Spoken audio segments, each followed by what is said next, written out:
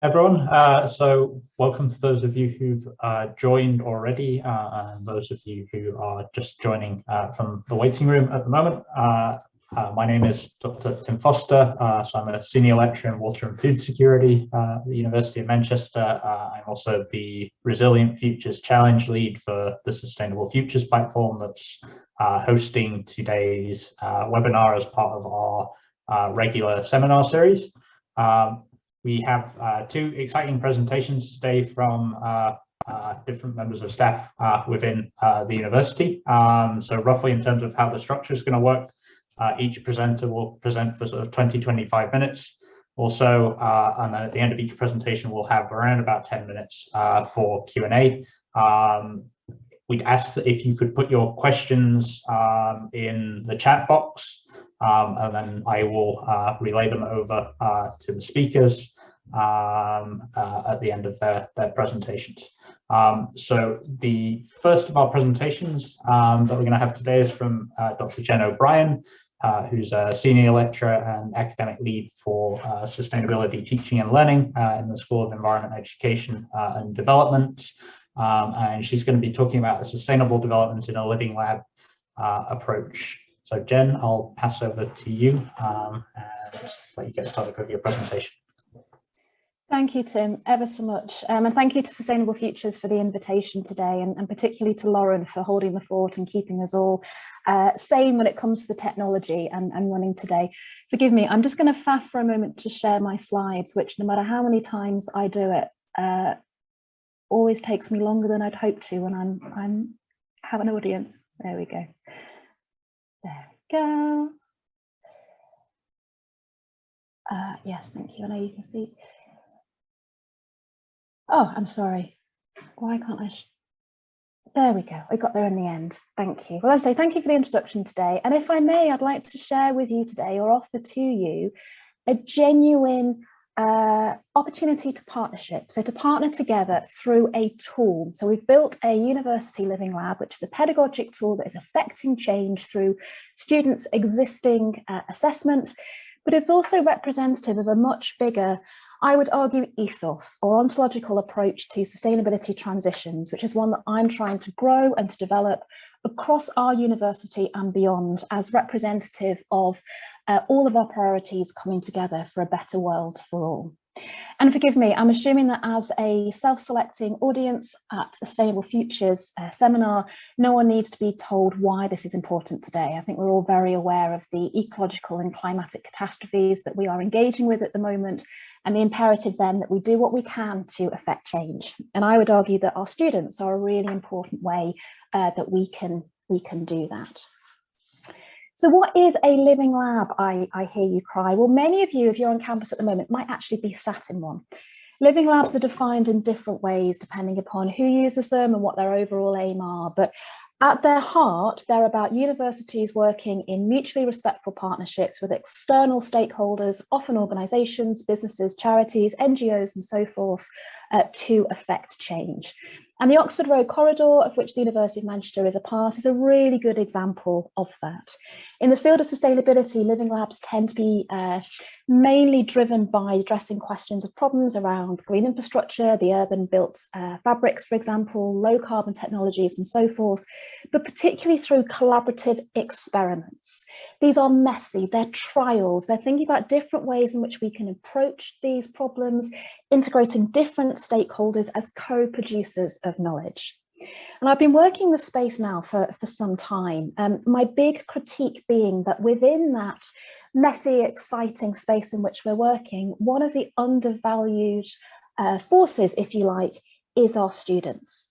So any of you that work in pedagogy might be familiar with this, this Venn diagram that's been created by the Higher Education Academy. It was originally, it's now known as Advanced HE, which talks about the role of students as partners and the benefits that there are through that partnership to teaching and learning, to co-curriculum design, to scholarship. But I would argue what's missing from that Venn diagram is the power of students whilst they're learning, whilst they're here, to affect change beyond the academy. So yes, they're great to work with students in terms of shaping our scholarship, in terms of advancing the subject learning, but we think less about the power of our students to move beyond the institutional space in which they are living and working. And I think we also need to be mindful within that of just how busy we all are. So students and ourselves, many of whom have caring commitments, or students might be part-time, they might be working, and then also mindful of the impact that they can have. So we use this rhetoric a lot, that our students are future professionals, they're this 40,000 strong force for change at the University of Manchester alone. I think it's interesting there, if I may, just to pause for a second. So we use this terminology a lot. We often talk about the power of our students, but perhaps think less critically about the real impacts that they could have. I was listening to Professor Zoe Robinson present, who's at Keele the other week, who used this slide, which I am shamelessly borrowing from her with her permission. And she drew upon Orr's work that talks a little bit about how we tend to draw upon this rhetoric. Education is good, students will go out to affect change. And I'm really hung up at the moment on the actual change that students are affecting. So one of the things that Orr suggests, he talks about the universe groaning at every graduation, because in actual fact, often the destruction of the planet might be through the more educated and qualified students. And I'm really hung up on not so much what our students are learning. My argument is that most students have access to the information, to smartphones, the fantastic resources within the library, but much more about the nature of the universe, the skills, the competencies, the knowledge that they are understanding and then could apply to affect a better world. And that very much is the premise of education for sustainable development. I do apologise if you're working in this space and know about ESD, and I would very much love to work with you going forward. As many of you may know, ESD is not new. It's been around now for, 15 odd years, I think, but has recently been updated by Advanced HE, which is our national governing body around teaching and learning, and also the QAA as well, the Quality Assurance Association. It was co-constructed, so very much with insights of different stakeholders, including students. People who work in climate change education feel that ESD is quite broad, and I very much understand that critique, but I think it also then offers us an opportunity to deliver teaching that inspires and equips students in different pedagogic, different discipline areas. It's aiming to be an education that is equipping and it's inspiring, producing then these responsible actors who are aware of the environment, the need for a just society, the ideas about a viable economic system, thinking about present and future generations while respecting cultural diversity. I've shamelessly copied and pasted these images from the actual guidance of the QAA, which presents a framework. So it's this idea that ESD is holistic and it's transformative. It then breaks down into these three priorities. So it's the idea of supporting students and staff to develop the knowledge, the competencies and the ability to pursue these sustainable visions of the future. I like the idea that we're teasing out then the complexities. Our world is quite messy. We need to think about these wicked problems, think about how we can each individually, and I would argue collectively, contribute to the positive change. Excuse me, and it's also very much about co-designing. So thinking about solutions and empowering and equipping staff and students, and indeed our external partners and individual stakeholders to achieve that goal. What I particularly like about ESD then is it speaks across a number of our different priorities, and it's presented in the framework like that in this diagram. One of the things I'm sure many people on the call today work in different spheres where quite often the problems that we are facing are very similar. I was in a meeting this morning where you could almost control, find, replace sustainability with social responsibility versus internationalization via ED&I. And ESD then offers us this framework that draws particularly on competencies, on the skills that our students have to apply, yes, their knowledge, but also their understanding to affect change, which I would argue then is as applicable if you're a math student versus a physics student, as much as geographers and working in industrial development, engineers to name but a very few.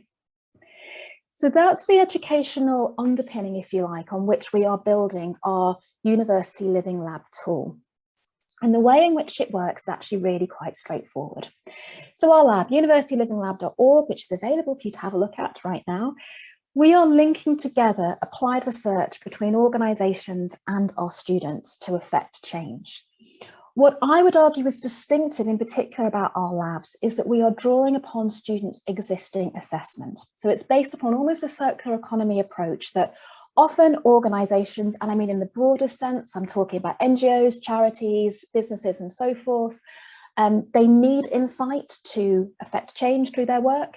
Students are doing assessment anyway, and if they have to do assessment, why not do something that's useful? Why not bring the two together? So rather than writing yet another essay that's going to sit and gather dust, why not do something that is useful that is then also accessible? Now, there are some fantastic applied projects in operation at the moment. I'm thinking about the NUS's Dissertation for Good programme, for example. I'm thinking about the vertically integrated project Sustainable Development that Scott and Helen are running through Strathclyde. Fantastic projects which are very much about placements or very much about supervised projects. This is much more like touch. It's the idea that students doing assessment anyway, why not align it with needs of organisations, broadly speaking, which then to my mind makes it accessible as well. So not all students have the time, for example, to undertake additional volunteering if they're caring or they're working, and indeed so forth. It then offers a fantastic opportunity when we think about the scale. And when I was drawing these slides up, I was actually quite arrested by the potential force that we have to our disposal here. So there are 40,000 students at the University of Manchester. If just a quarter of them spend only half of their time studying in and around sustainability, so addressing these wicked problems, that generates 7.5 million hours of research time that we could focus on these challenges as part of students' existing assessment. So these are not additional projects, this is what students are doing anyway. What's really alarming is if you scale that up to the numbers of students that are expected to be in higher education by 2025, and we're looking at a global human resource base or power to focus on these challenges of around 40 billion hours annually. And again, this is through students' existing learning already. So it's a really exciting opportunity. And if I may at that point kind of segue again to steal another slide with a huge appreciation to Professor Zoe Robinson, who made this really interesting play when I was listening to the other day about, we all recognise that it's the top 50%, the top 10% of the world that are generating around 50% of our admissions. And Zoe makes this argument that there's a direct link between income and admissions, which then to me only highlights our moral imperative to ensure that our students who are graduating into the world in hope to make a decent income, as well as I'm sure making a good impact on the world, are empowered and equipped to recognise their position within the world and how they could affect change through their activities. So that's what our lab is trying to do, and it works in a really quite straightforward step-by-step way. So organisations set the research that they need to affect change for sustainable development.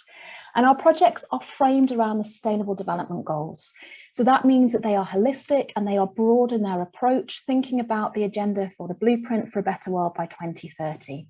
We started locally working with Corridor Manchester, so our projects at the moment have more of a classic sustainability and Manchester base, but they are expanding to consider projects that look at gender equality or quality education, for example, as well as the more classic sustainability focus.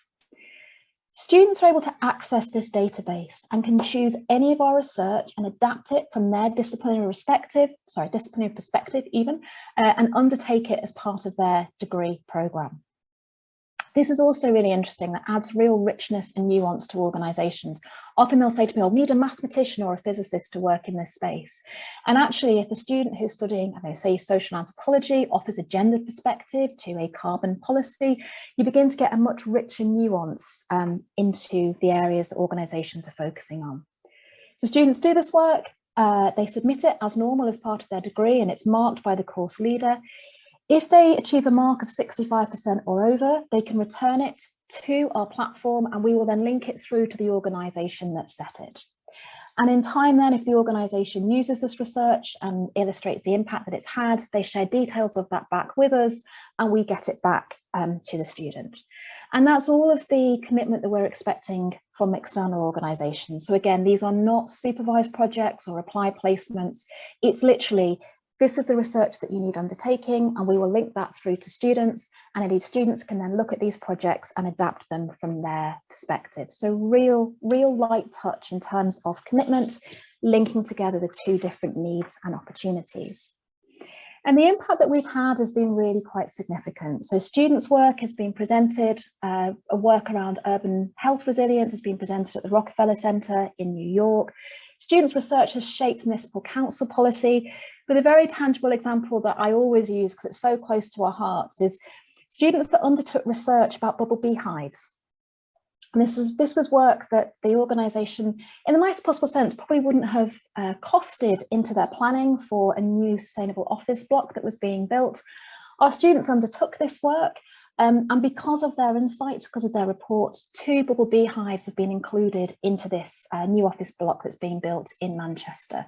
And I think it's a wonderful example, the keystone of biodiversity, the symbol of Manchester. Because of our students' work, which was part of their assessment anyway, bubble beehives have been included in this high-end office building.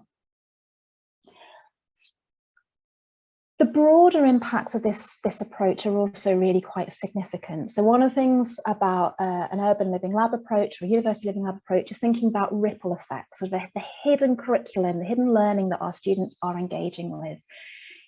Education for Sustainable Development aims to be empowering and transformative, and this is one of the ripple effects that we have seen through taking a living lab approach to assessment. So it was quite, I'll be honest, but mixed feelings when I received an email from Alexa saying, "Hiya Jen, I'm on a plane to Ghana to enact my living lab project," and he went out and worked with a school in that space. Many of the students we've been working with have built the University of Manchester's Want Not Waste shop, which is on Oxford Road, and highly recommend it if you are within the local area. And it's been wonderful working with them to think about their needs and how we can link them together with other knowledge sources across the university.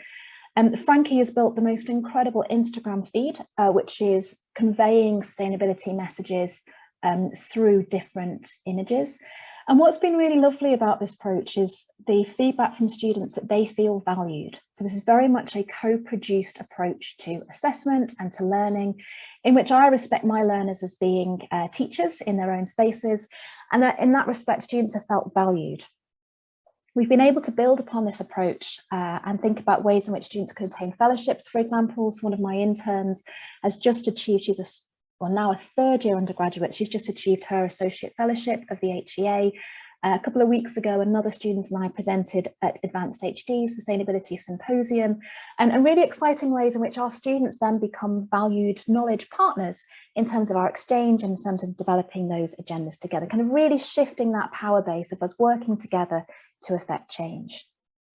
And students really enjoy this in terms of an assessment. So a lot of them have said it feels like it's so it always makes me smile. I love the idea that this is real world learning, because of course nothing that we do within the institution is real otherwise, but it's kind of real world learning. We've had 2 students employed by organisations that they did their work for, and many more have attributed their employment to this experience. But the other thing to my mind that's really interesting, so this is an example of a pedagogic tool which is then instigating broader sustainability transitions. And many of our partners have come back to say, well, actually, this has shifted our approach to learning with the university.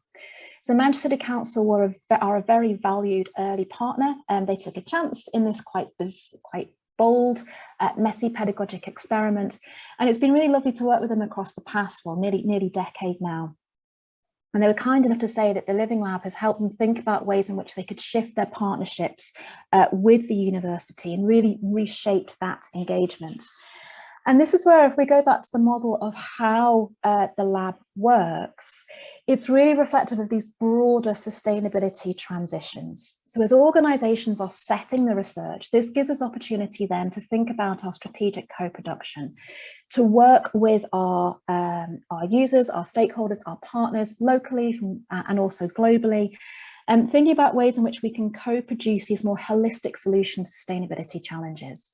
That gives each of these 2 groups, insights into priorities, insights into the way in which we can work together. It's been really fascinating, for example, to work with groups to think about how we could evaluate the impact of these projects, very much to saying what our needs in these spaces, then working with organisations, often what happens is people will present massive, great big projects, and we can sit and have a discussion about how we can break these down into smaller, less complex research projects, but also then illustrate the sort of much broader sort of systems approach that we are taking, and thinking about how the sustainability challenges fit together, and also then begins to illustrate the impact of the Living Lab approach to broader sustainability within cities. It also enables us to think about a more iterative approach to learning. So the next stage of the lab is to have a space where we can share the students' work. So we have a couple of featured reports at the moment, but the hope is to grow that body of work. Living labs are iterative. Why reinvent the wheel? Why keep doing the same research? So our hope is that we can build this open source of knowledge. We can showcase students' work to the benefit of their profile, but also then to the benefit of organisations that we are working with. So I'm sure quite often maybe students' analysis of Manchester City Council's 2038 zero carbon policy may have lessons that could be learned for Leeds, for example. And likewise, if the students are addressing the same piece of research over and over again, perhaps from different disciplinary perspectives, they can learn from each other's work as well. I also really like that we are then generating this accessible experience. So yes, for students who perhaps then get a light touch exposure to industry that they couldn't ordinarily if they have other commitments in their world, but also that it's making our knowledge accessible. So we're dovetailing with many of our signature programs at the university. Had a fantastic project in from an equity and merit scholar, for example, who has a small NGO in Tanzania that are rescuing, if that's not too strong a word, women and girls from arranged marriages. Now, our students have access to such an incredible wealth of knowledge that the NGO in the nicest possible sense just doesn't. You know, students have access to our journal documents, to policy documents, and we're able to link together that opportunity, then making that knowledge, that strategy, that insight accessible to this tiny NGO in Tanzania, who can then build their priorities going forward. And of course, it's then a fantastic learning experience for our students as well. So I hope then that illustrates this idea of a tool that's representative of a bigger approach. So how might it be useful for, if you are an educator, I'm mindful that there's lots of different positionalities on the call. This has been a really successful assessment model on all sorts of different courses across all sorts of disciplines. We're using the SDGs, their broad focus. So you can use it as an assessment in itself, or you can direct students to our database. So any students can access these projects, their work can be marked. If they send it to our platform, I will link their work to the organisation that set it, and again, close that feedback loop. The University Living Lab as the platform is in itself an experiment, and I would love to work with you to think about ways in which we could build this experiment. We can extend it, we can think about different outputs linking to training. There's a whole wealth of possibilities.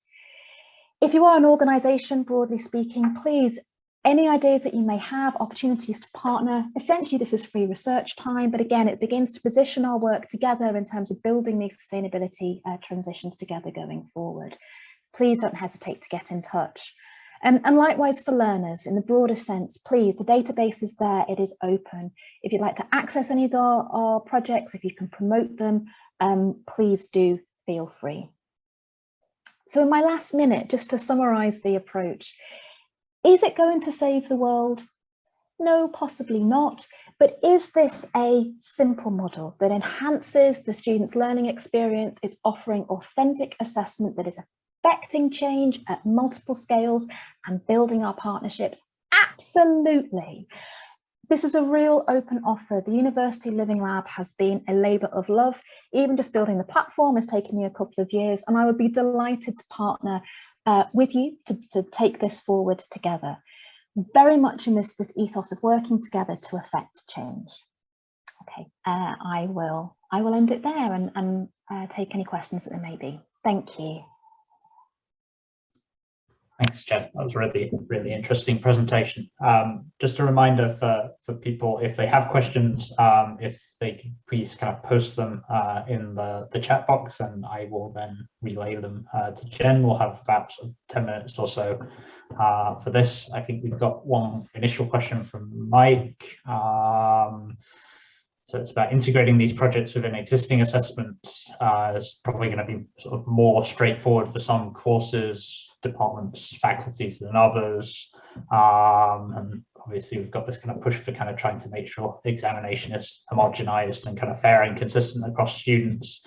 So how can assessment be open to make this more accessible to a broader range of disciplines, and how does this the University Living Lab and the projects that it supports fit into the accreditation mandates of different degree programs? I think there's different ways to address that question, and forgive me for being really academic, but there's an interesting question of what actually assessment is. So is it assessment in terms of the focus? Is it assessment in terms of how we are assessing students' knowledge and understandings of the material? Is it about the outputs?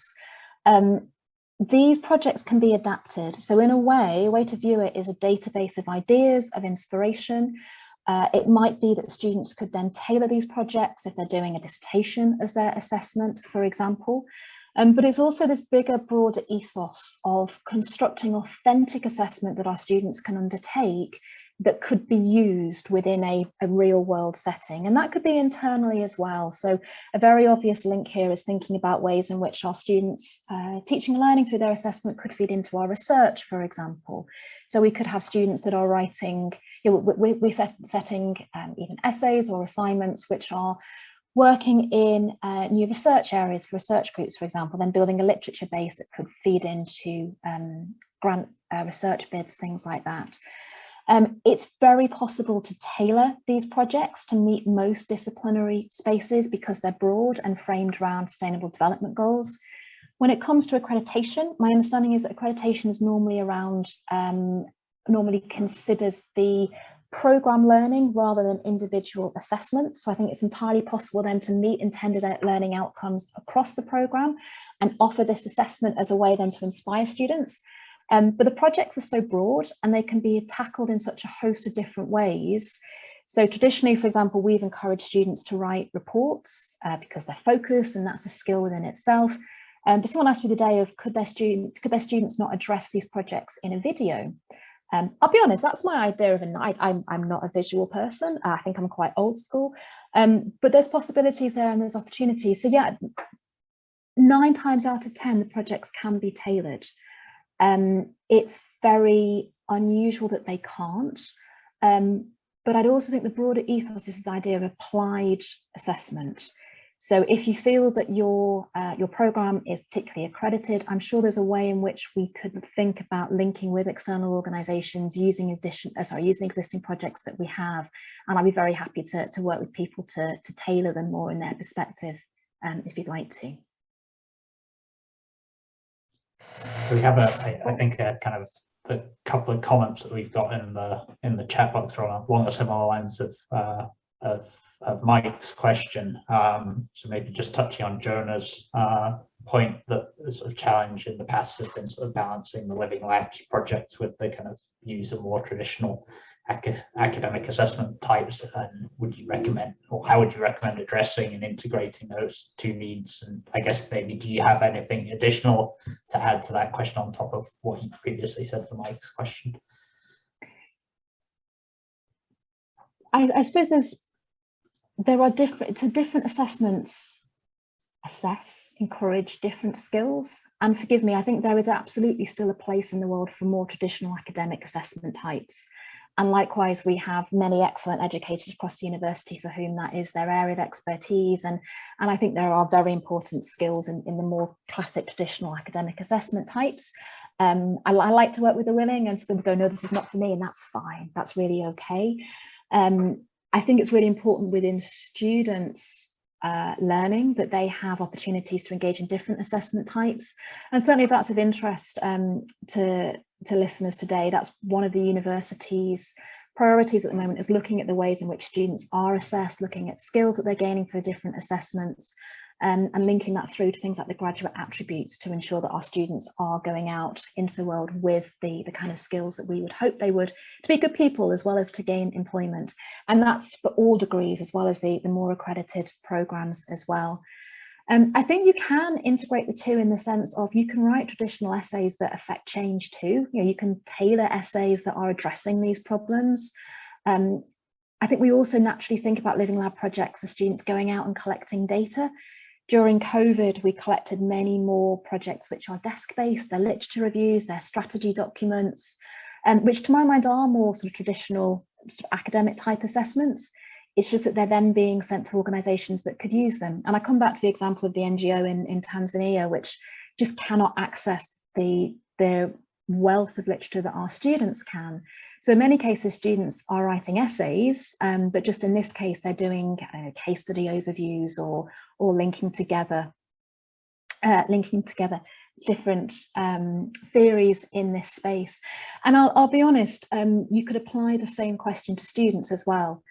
This is often a more challenging assessment. Students initially go, oh gosh, this is a bit different, and it takes them a while for them to get their head around it too. Often I find you need a bit more scaffolded support than a traditional essay. But then working across the university, we assess in very different ways across different faculty. We mark in incredibly different ways across faculties. So, in humanities, 75 is a good mark, less so in other faculties, for example. So I think there are spaces there to take a more applied approach to any assessment, but likewise having a suite of assessment too. Just Mike has got a little bit of a follow-up comment in the chat, and if he's okay with it, I'll sort of paraphrase slightly and maybe slightly integrate the question that I had into that. So I think he's highlighting that sometimes one of perhaps the barriers or the disincentives is the amount of kind of paperwork or admin that you sometimes have to get over to kind of get some of these changes and perhaps non-standard sort of assessment approaches approved and signed off.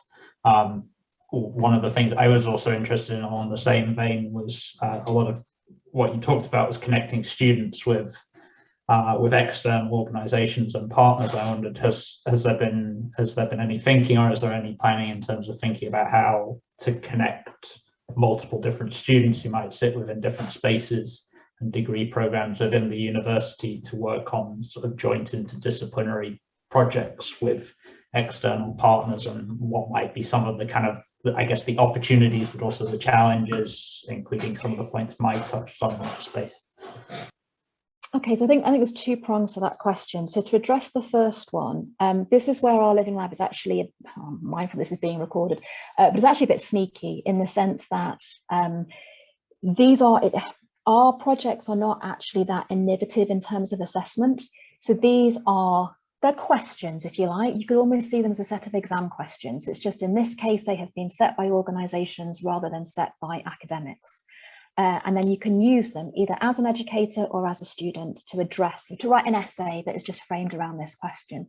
In that respect, in terms of kind of paperwork, and I feel your pain as I'm going through the program's approvals group at the moment on a different course, there isn't a need to change learning structures because it isn't actually a change to an assessment. This is obviously, if you change your intended learning outcomes, you would need to, but this is just saying, here is your coursework, if you like, but it has been set by an external organization. There is a question that you need to address. And students can choose from 150 projects, or you could select a few and students can then just answer them. And that's the USP of our lab. They are not necessarily industry-based projects as such. Our students aren't going out into those spaces. Those projects exist. As I say, the NUS Dissertations for Good is fantastic, but that's when the bureaucracy comes in, the paperwork comes in. The idea here is literally, these are assignments, if you like. It's just in this case, they've been set by external organizations, and then they can just be brought into our existing assessment frameworks. Don't get me wrong, further down the line, I'm all about applied research, and I'd love to see our teaching learning become more practical and more applied. And there is work happening in this space that I hope to update you on within the future. The related question about interdisciplinarity, absolutely. So we've been using this model for a couple of years now on a USIL course. So USIL is the University's College of Interdisciplinary Learning. I lead the courses that are titled In and Around Creating a Sustainable World, 21st Century Challenges and the SDGs. There's different iterations, postgraduate and undergraduate. And we're using the Living Lab, and what is particularly spectacular there is where we get the interdisciplinarity. So a learning space that is constructed by geologists, by geographers, by social anthropologists, by engineers and so forth, who come together to write collective proposals on these projects and then write up the research. They write up the research individually. And that's where it's really fascinating, and that's where I would argue we do add real richness and nuance to the organisation, broadly speaking, who set the research, because you get that genuinely interdisciplinary new lens and insight on these old problems.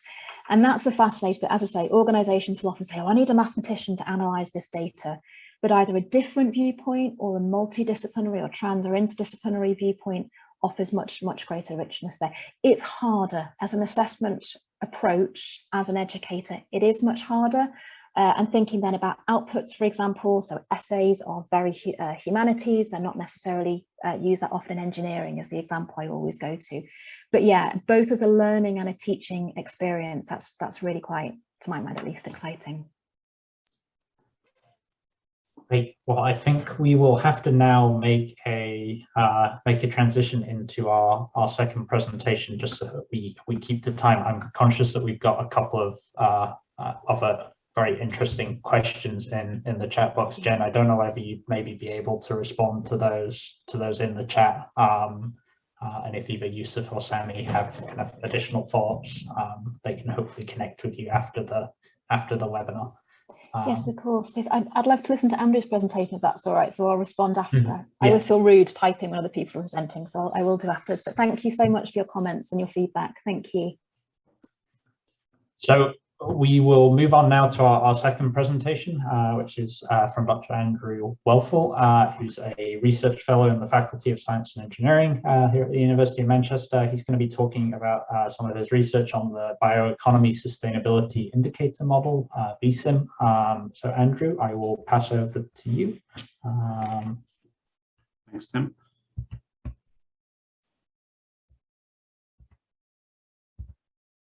Okay, can you see that? Are you good? Okay, thank you for the kind invitation and thanks for the introduction. My name is Andrew Welfle and I'm a researcher within a group called the Tyndall Centre for Climate Change Research at the University of Manchester. But much of my work is focused on bioenergy. So it's a bit of a change from the last presentation, but I'm hopefully going to introduce you to my research world in the next 20 minutes or so.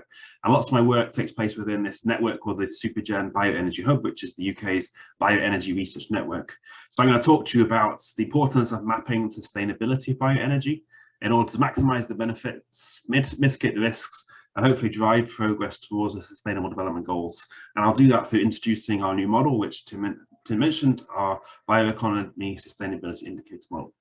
But I know some of you, or many of you, may not know much about biomass or bioenergy, so I thought I'd start right at the beginning and basically give a crash course. So basically, what is biomass, what is bioenergy, and why is it important?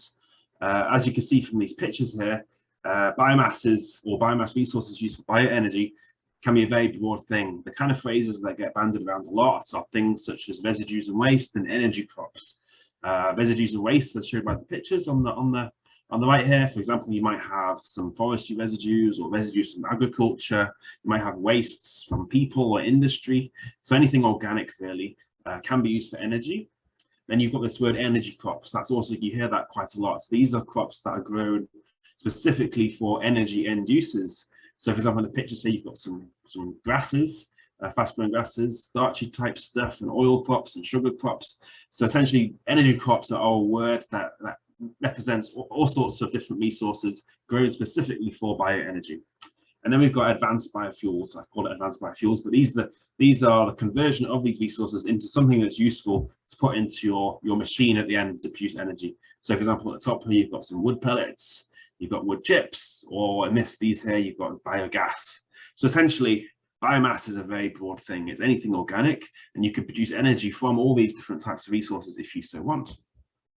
Bioenergy is so interesting because it is such a flexible renewable energy option. This graph here looks quite complicated, but I'll try and explain it.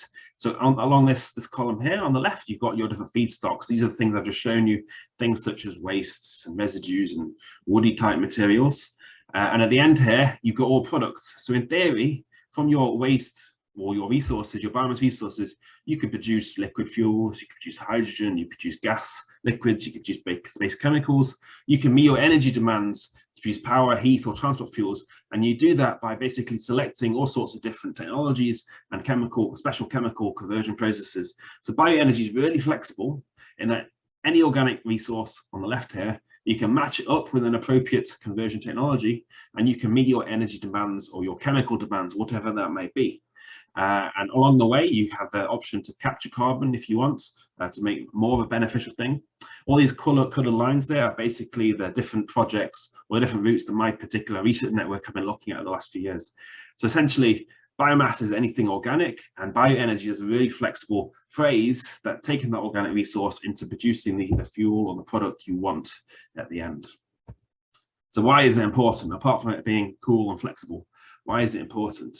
I think hopefully we'll all know that the top statement from the UK government. So we've got this Climate Change Act that binds us by 2050 to be net zero, which is going to be quite a hard task.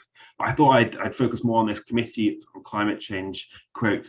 So basically, they acknowledge that biomass is going to play an important role by 2050 to meeting our emission targets and achieving that net zero target, but especially that's the last part of it, but only with stricter governance to ensure sustainable supplies. And I want to really focus on that a little bit in this presentation today. So biomass is a really good mechanism for achieving those targets, but we have to do it sustainably. This here is a diagram which hopefully you will have seen in many different forms, many different places before. It's basically a breakdown of the UK's emissions, and you can see 1990 there.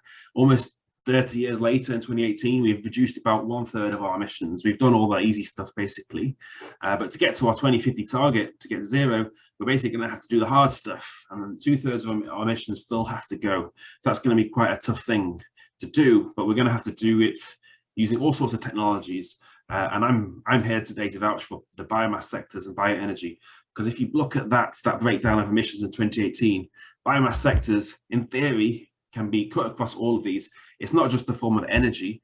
You can make better use of your waste resources and decarbonize there. This is LULUCF, which is land use change in forestry. Forestry is an awesome source of potential resource bioenergy, so you could potentially have impact there by doing bioenergy in a smart way. The agricultural sector, there's lots of emissions there. Agriculture can be a great source of resources to the bioenergy sector, and in return can provide low carbon options to decarbonize that. In itself, bioenergy, it can provide all sorts of low carbon fuels to decarbonize our manufacturing and industry, etc. You can generate biopower. We could decarbonize our power through it. We could produce shipping fuels. We could produce aviation fuels. We could produce road fuels. And at the bottom here, you've got your sinks. This is storage of carbon within the land or forestry systems. So the biomass sectors are basically intrinsically linked to that. And the more carbon you store below here means that you have to do less work above the line. So essentially, my argument here is biomass is a really flexible thing, the biomass sectors, and beyond just energy, it has the potential to really dig down on that last 2/3 of the emissions we need to decarbonize in the next 30 years. So that's why it's an important thing to do. So what's the case of bioenergy in the UK? Lots of energy technologies are getting lots of publicity lately, but you don't really hear much about bioenergy, which is really annoying to people such as myself who work in this sector. That's because bioenergy, believe it or not, is actually the largest renewable energy technology currently in the UK. As of 2020, 12.6% of all UK electricity came from bioenergy. That's mainly as a result of these sorts of plants. So basically our legacy coal power plants, many of them have been turned into now producing electricity from biofuels rather than coal, which is good depending how you look at it. Of all our renewable heat generated in 2020, 71% came from bioenergy. And of all the UK transport energy in 2019, over 5% came from biofuels. So essentially, it's happening there. You're probably not aware of it, but bioenergy plays a large role in the UK, and the government has really, really strong ambitions to increase that in the future. This is a bit of a clunky diagram, but I think it really, which we made back in 2014, but I think it really tells a good picture. So essentially what we have here, you see these coloured lines along the bottom. Back in 2014, we thought, okay, how much resource do we have in the UK, and how much of that resource could be used for bioenergy? We did these different scenarios of looking at how much resource we have. If you really push the boat out here with this red one, we thought that's the maximum we could achieve. But then we mapped it against what does the UK actually need? And then this other clunky line up here, basically, however way you look at it, the UK's ambitions for biomass and bioenergy far outstrip the resources we have available. So obviously in itself, that's a problem. Is it a problem opportunity? Probably more of a problem if you don't do things sustainably. So at the minute, we're focusing really heavily on bioenergy, and we've also got these really long supply chains. We're taking resources or growing resources around the world. We've got international supply chains. We've got wood pellets coming from North America and the Baltics. We have biodiesel coming from North America again, South America, Southeast Asia, and bioethanol. Brazil's really, really strong there. We're also getting resources there. So our really, really strong established supply chains, many of them are headed to Europe, which is great for us because we're in the middle of that supply chain web, but also some of our biggest competitors for that resource are also on our doorstep. So it's an opportunity and also a risk. But the one thing I want to focus on now is as these supply chains get longer and more complex, the word that comes up consistently again and again is it sustainable? How do we know what's happening at the other end of the supply chain where the resource is grown or mobilized? So basically, is it sustainable? I don't know. Is it sustainable? How is sustainability measured, assessed, certified? It's basically certified by a series of legal requirements. And this is basically a hierarchy. At the international level, we've got things such as the Sustainable Development Goals that provide overarching strategies and targets of things that governments should do to make things sustainable. And many of them relate to bioenergy. We've also got our high-level climate change targets that for decarbonisation. So those are setting the tone. At the European level, we've got the Renewable Energy Directive and the Fuel Quality Directive. These are quite important because they have sustainability criteria embedded in them, and the UK still uses those embedded in each of our national policies. So the sustainability requirements of bioenergy within the RED still apply very much to the UK until we change that, or if you want to change that. For example, at our national policy, we've got all our support schemes for renewable energy, such as the renewable energy heat incentive or the feed-in tariffs. So in order to get your money or to generate energy under these schemes, you're going to have to abide by the sustainability requirements of the RED here at the top. And at a level below that, different industries and sectors, they all have different requirements in terms of sustainability and things you can do and things you can't do. So that's basically the legal requirements of bioenergy as it stands.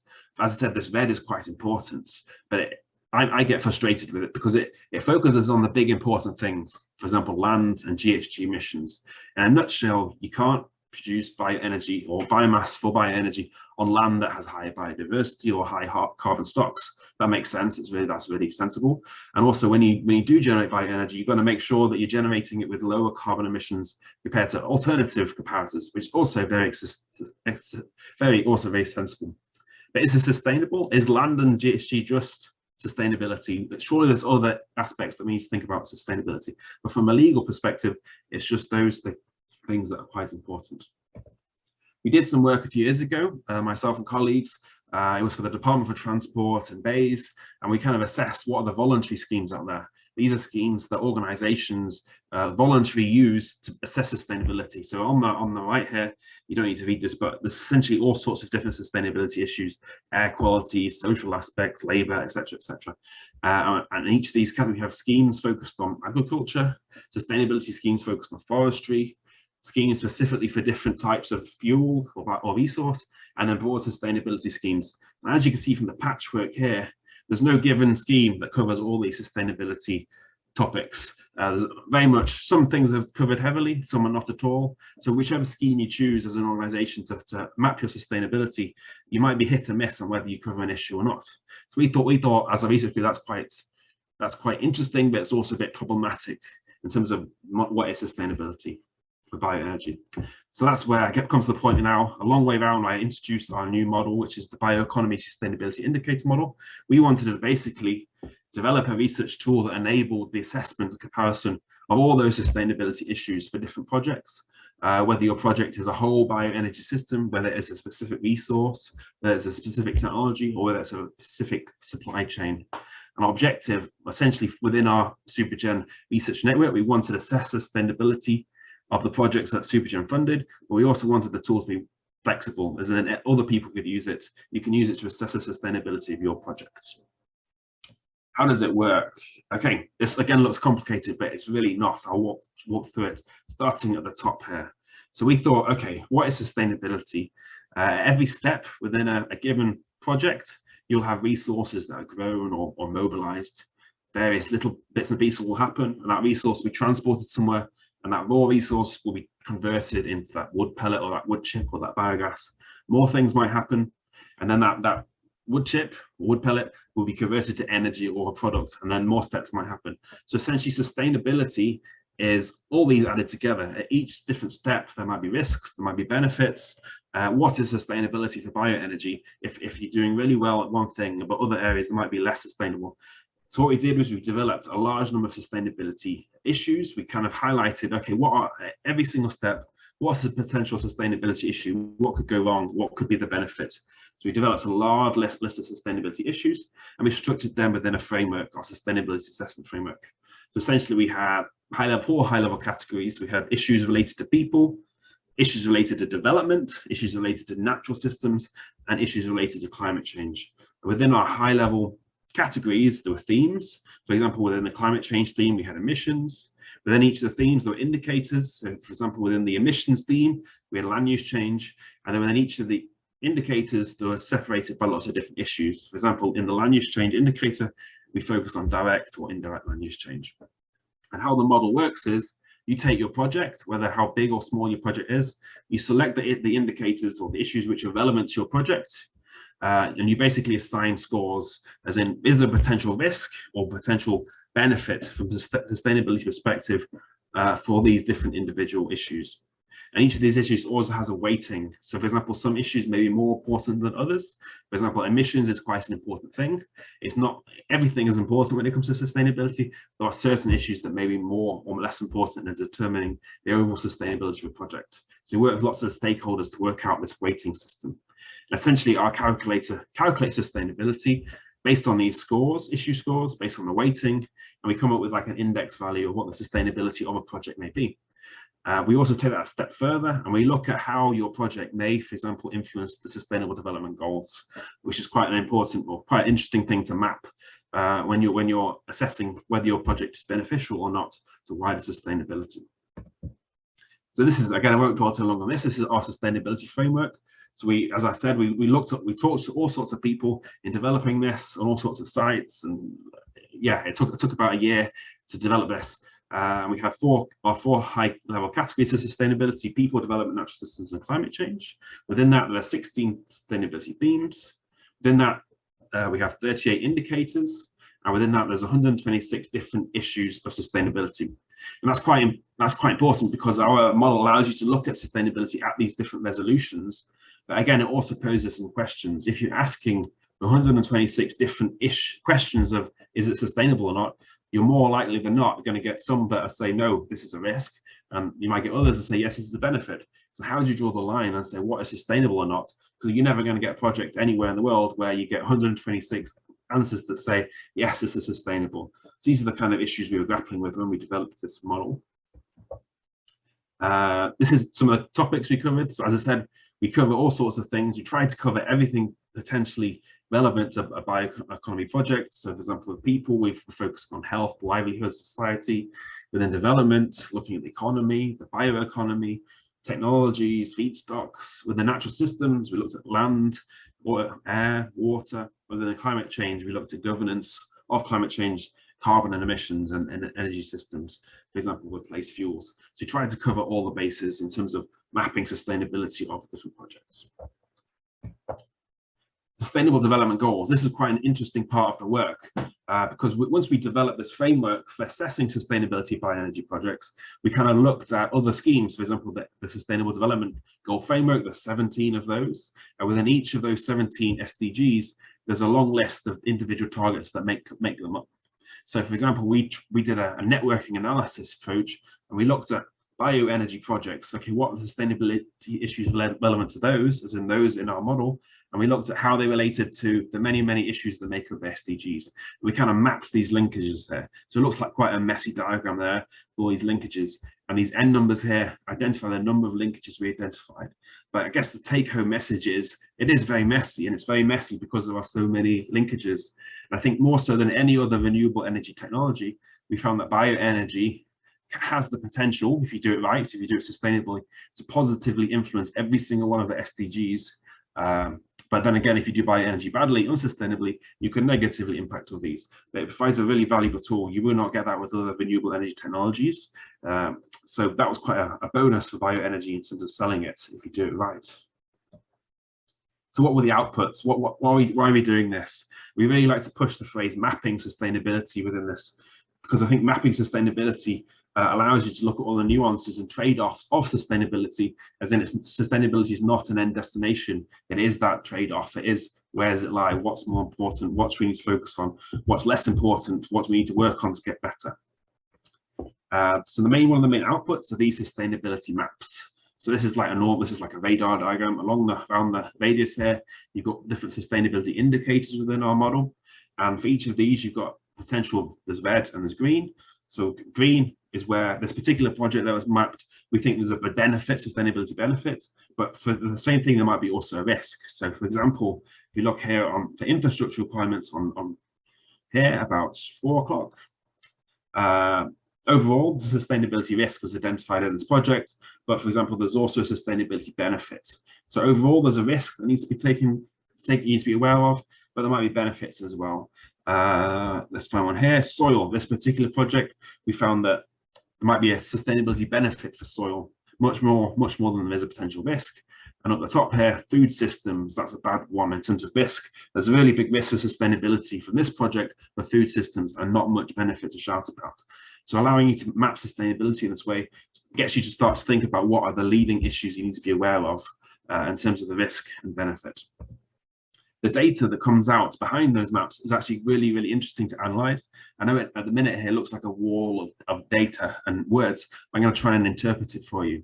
So because our model allows you to map sustainability at different resolutions, as in at the category level, the theme level, the indicator level, you get to start to see where those trade-offs are. So for example, here you've got the green and reds. Where it's green, we think there's an overall sustainability benefit, and red's obviously where there's a sustainability risk. So if you just look at sustainability at the top here, we think overall, yes, this given project is sustainable, provides benefits to people, development, natural systems, and climate change. That's great, surely. That's a good thing. But if you look at it at the resolution, greater resolution, you'll start to see where the potential issues are. For example, here in technologies, there's a potential sustainability risk here. Look a bit deeper, look at efficiencies in technologies. So this particular project that was modeled, the sustainability risks are very much around techno-economics and efficiencies. And these are the kind of things that when you're doing renewable energy projects, these are the things, the stumbling blocks that prevent a project happening because it costs a lot of money and R&D might be needed to make things better in terms of efficiencies. So this is quite an interesting process of mapping sustainability because it does identify where the risks are, but it also shows you what the benefits are. So for example, if you're willing to pay the capital costs and develop things to make things more efficient, look at the wider benefits that may be achieved. For example, benefits for livelihoods, for society, for the wider economy, for the bioeconomy, benefits for land, benefits for emissions. So it allows you to ask the questions in a more mature way, as in whether a project is sustainable or not, identify where the risks are, and if you accept those risks or minimize them, look at the wider benefits that may be gained. This is the same kind of concept here for our SDG map. So here's the 17 SDGs. With this particular project that was mapped, it shows you whether this project will provide a negative or positive influence on the SDGs, and it really lets you identify, because there's these SDGs made up of many different targets. You'll get some targets where you'll have a positive influence and other targets where you might have a negative influence. It's all about finding that balance and identifying particularly where those risks are to implement actions to minimize them. So where can we find this model? So basically this model is, you can find it on my Manchester University websites, on my Pure profile. You can find it on our Supergen website. You can find this link here. It's quite easy, it's open access, anyone can use it. We have a supporting guidance document, which is also in the same place. So please take a look at that. And we're quite fortunate in launching this model. We also coincided with our paper being accepted, basically explaining how the importance of mapping sustainability for projects such as bioenergy. And some concluding remarks. So if you go back to the beginning, bioenergy is actually really important for the UK's decarbonisation strategy, even though bioenergy doesn't get much press. Ensuring sustainability is absolutely essential, especially as biomass supply chains and bioenergy technologies increase in complexity, and we are reliant on those international trade markets. Bioenergy can provide many sustainability benefits, for example, for the SDGs, more so than other renewable energy technologies. And there are sustainability requirements at at each level, international, national, and industry level. But these criteria, the actual legal requirements, are very restricted to land and emissions, which are important and they are prioritised. But surely sustainability performance goes well beyond that. For example, economics, social, environmental. So these are things that we're trying to push in our research, saying why are the criteria limited just to that? And we think that mapping sustainability performance of bioenergy projects or bioeconomy projects, and indeed of any project, whatever it is, mapping to full sustainability performance is really important because it allows you to identify those risks to reduce, so you can put actions to reduce the impacts, identify those benefits, to obviously have actions to promote those benefits and to maximize them, and allows you to basically have targeted actions to generate the overall sustainability benefits of a project and to map its performance. So I've got a really whirlwind through my research there, but I'd really like to have a big plug saying this tool is now available. We'd love to, we've used it many times, but we'd like to use it many more times. So have you got any projects you'd like help with to map to sustainability? And if you have any questions about this presentation or about anything else, please let me know, put it in the chat. Hopefully Tim will help me out with some of those. Thank you. Thanks, Andrew. Really interesting presentation. Just a reminder for everyone who's in the audience, as Andrew mentioned, if you have any questions, if you want to post them in the chat box, and I can relay them over to Andrew. I mean, just to kind of get us started, you mentioned kind of sort of bioenergy potentially being kind of a really important sort of part of the UK's future decarbonisation strategy and agenda. What do you think are kind of the key sort of barriers that have been holding back bioenergy so far today? It's complicated. It's complicated because it's intrinsically, like, I don't work on solar or wind, and if you install a solar plant or a wind plant and you get past all the planning, then that's going to be generating energy. So bioenergy is much more complicated. It's intrinsically linked to the land, to people, to agricultural processes, forestry processes. You have to have a full supply chain. It has to all work, click in sync. It has to be sustainable. It has to be low carbon. So it's more complicated. So I think that's a big barrier. And with all technologies, renewable technologies, it's expensive currently. It needs R&D to get it better, to be competitive. Great. We've got a couple of questions that have come through in the chat. So firstly from Mike, so can the tool and the work that you've described provide insights about where government should be investing, and also any thoughts on how this can also, the maps that are generated around sustainability risks and benefits can be contextualized against alternative energy transition solutions, in particular given the context of some of the challenges you just framed around sort of bioenergy and also the opportunities raised in the presentation? Yeah, when we developed this tool, we were hoping we wanted to make an impact, wanted to do stuff with it. So when we were developing it, we worked closely with DFT, with BEIS, with DEFRA, and we're continuing to work particularly with BEIS currently, who are developing the UK's next bioenergy strategy. So for example, we are hoping to use it to analyse case studies for them in order to, for example, highlight what the benefits are. I get a bit annoyed when bioenergy, you always show the risks. This is the problem. We need to prevent this. If you highlight all the benefits, for example, to people, to land, even to ecology or soil, etc., these things always fall through the cracks. And I think I hopefully through working with BEIS, you kind of highlight some of these benefits. How can we maximize them? So I probably missed the second part of that question. So I think the second part of the question was about kind of whether any of the kind of the outputs from the tool can be useful as a way of contextualizing some of the trade-offs, not just around sort of risks versus benefits, but also between bioenergy and other kind of components of the energy transition and solutions in that space.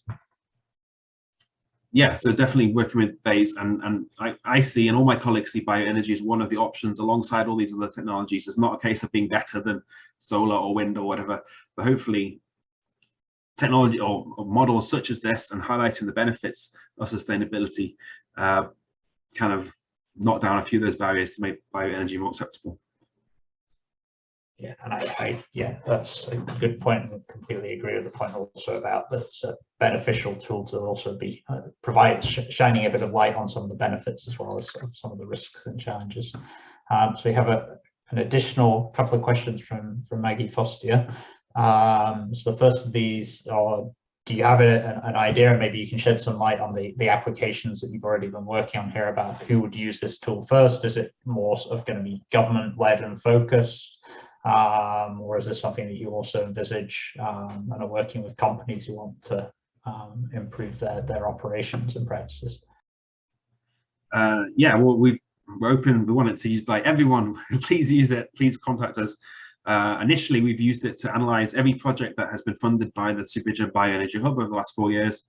We've done an assessment of that and to map the sustainability of those projects. So that was our initial objective. But beyond that, we have worked with people through doing presentations like this who've come to us, who've said, oh, I'm working on a project, for example, in Wales. How can I sell this project to the Welsh government? So we're starting to do projects such as that. And as I said before, we're continuing to engage with BAYs, hopefully to influence their bioenergy strategy. But please, anyone can use this. Industry, individuals having a bit of fun, if that's what you're interested in. Yeah, please contact us if you'd like to use it, or just download the tool and have a go yourself. And the second sort of part of Maggie's question, I see that she's just posted a little bit of a follow-up. There was, so at what stage of development do you think the tool is most useful, or is it targeted at a particular stage of development over another? Yeah, we found that we didn't plan this, but we found people came to us after we developed it saying, oh, this is really useful because we can use this to inform our decision-making process when we're developing our supply chain. Whereas many of the other schemes out there's lots of voluntary schemes I kind of highlighted before, and you use them to kind of critique what you're doing. This in theory could be used to plan what you're doing, to map that sustainability and identify those risks beforehand. So I don't think there isn't a specific stage of a project where it could be used. Yeah, used at any point. Yeah, I think the follow-up point, and Maggie can perhaps sort of jump in on the chat if I misinterpret this question, but whether this is a tool that is primarily for kind of evaluating sort of alternative versions of different projects, or whether it's something that can also be used to compare across entirely different types of project. Yeah, well, what we've done currently is we've used it to compare sustainability across projects. For example, we have many projects we funded in our research network. So we've kind of, themes are starting to develop. Some projects that are using energy crops, we're finding, oh yeah, there's this common trend of benefits that are gained through energy crops, and there's common risks. Again, there's common risk with using waste, there's common risk with certain technologies. So we're kind of starting to develop this wider map of what the sustainability implications are of different resources and technologies. So I think it'll take a bit of time to develop that knowledge and somehow capturing it. But yeah, I think it would be useful in the long run. One additional question from my side. I think you mentioned that most of the applications so far have been in a UK context. Is this a tool that could also be used and applied to other countries around the world? And what are the kind of the data input requirements that, say, a company or a government might need if they wanted to use this tool? Yeah, well, I said anyone can use it, and models are as good to a certain extent as the users. So hopefully you'll have to be a bit competent, as in know what you're doing to be able to use it. As in, if you have no idea what bioenergy is, you can probably make the model do whatever you want it to do. So we hopefully, if you are using it, try and be sensible. But in terms of international, when we develop the model for the UK, we work with all sorts of different stakeholders in developing those weightings. So it is currently developed for the UK, but it's also developed to be flexible and that you can change. For example, with the paper we've published currently, we present case studies for the UK and also case studies for Colombia, where we worked with some Colombian specialists who have basically demonstrated that yes, we can use it for another application somewhere else, and that worked quite well. So it is a flexible tool that can be used anywhere, hopefully. Great, that sounds really interesting. I don't see at the moment any additional questions in the chat box. We're also pretty much at the end of our time for the seminar session. So if there aren't any additional questions, I think we will close at this point. Before we do close, I'd just like to say thank you again to both of our speakers for the really interesting presentations. As was sort of mentioned in some of the information that went out, there will be a recording of this session that will be made available afterwards. If you maybe were only able to join partway through, or if you have perhaps been unable to attend the seminar and want to listen back to it afterwards.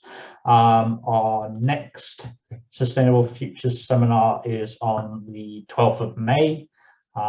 Same day of the week, same time. So I hope that we will be able to see many of you there then. And yes, once again, thank you to our two presenters for the very interesting presentations.